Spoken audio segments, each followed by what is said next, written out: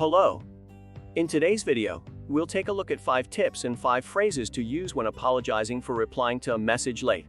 Without further ado, let's take a look at the first example.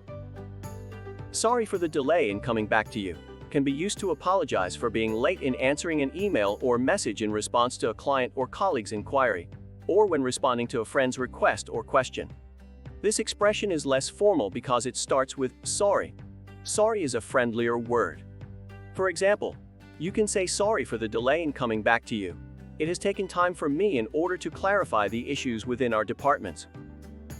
Before we move on to the next phrase, let's answer the question of whether to use a response or a reply. The simple answer is that the meaning of the two phrases is the same.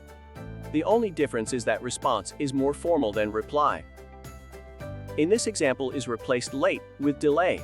They are synonyms, and it doesn't matter which one you will use. Here we use apologies instead of apologize, because we need a noun, while apologize is a verb.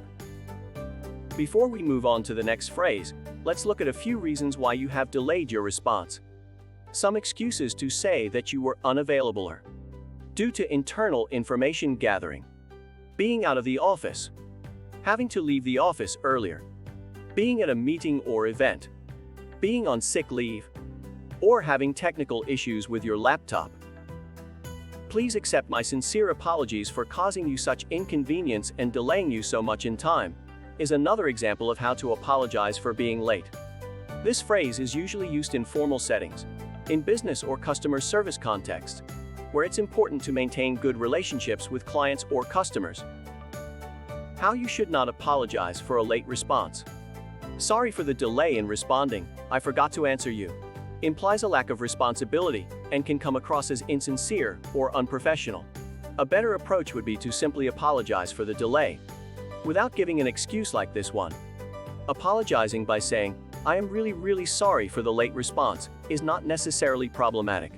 Simply repeating the words really sounds unprofessional, and you can only use it when chatting with a friend.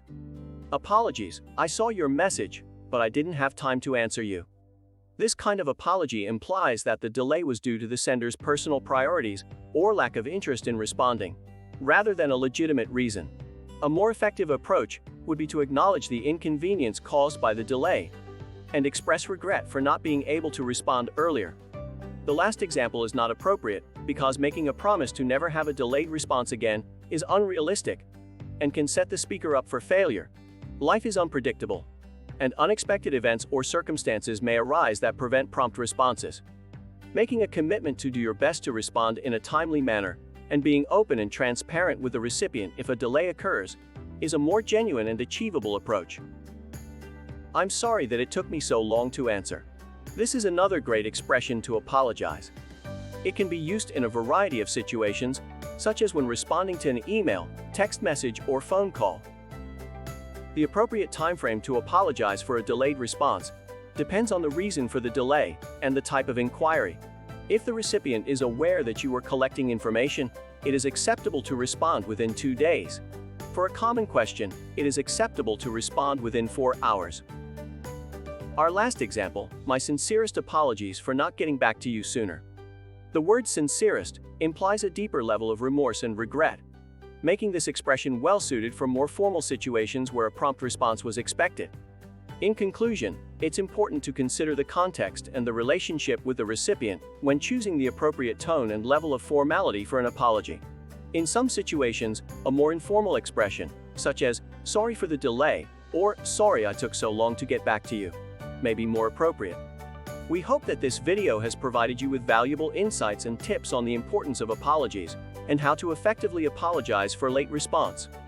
Thank you for watching this video, and we wish you to apologize less often.